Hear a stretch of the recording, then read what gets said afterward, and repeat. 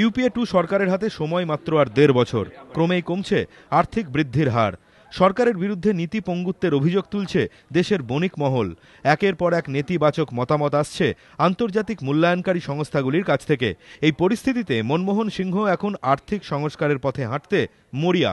ভর্তুকির বোঝা কমিয়ে বিদেশি বিনিয়োগের পথ আরও প্রশস্ত করে প্রধানমন্ত্রী চাইছেন জাতীয় অর্থনীতিকে চাঙ্গা করতে।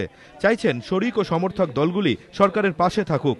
ঠিক এই প্রেক্ষাপটেই ২২ তারিখ ইউপিএ সমন্বয় কমিটির দ্বিতীয় বৈঠক। তার আগে সরকারের দ্বিতীয় বৃহত্তম শরিক তৃণমূলকে পাশে পেতে সোনিয়া গাঁধীর আস্থাভাজন এবং সরকারের অলিখিত নম্বর 2 এ.কে অ্যান্টনি শনিবার কলকাতা উড়ে আসেন। মহাকারণে মমতা বন্দ্যোপাধ্যায়ের সঙ্গে তাঁর প্রায় ১.৫ ঘন্টার দীর্ঘ বৈঠক হয়। কিন্তু তাতে সমাধান সূত্র তেমন মিলল কি? দিনের শেষে এ.কে অ্যান্টনির কথায় কিন্তু তেমন কোনো ইঙ্গিত পাওয়া গেল না।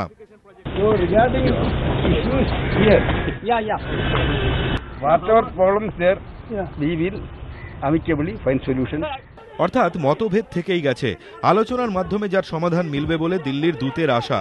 তবে মমতা বন্দ্যোপাধ্যায়ের ইউপিএ সমন্বয় কমিটির বৈঠকে যোগ দেওয়ার খবরকে ইতিবাচক হিসেবেই দেখছে রাজনৈতিক মহল।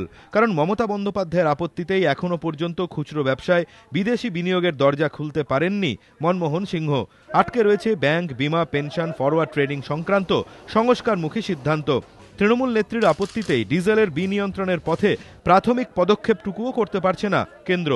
যদিও জাতীয় অর্থনীতির হাল ফেরাতে শুক্রবারও ফের একবার আর্থিক সংস্কারের পক্ষেই সওয়াল করেছেন প্রধানমন্ত্রীর আর্থিক উপদেষ্টা পরিষদের চেয়ারম্যান সি রঙ্গরাজন।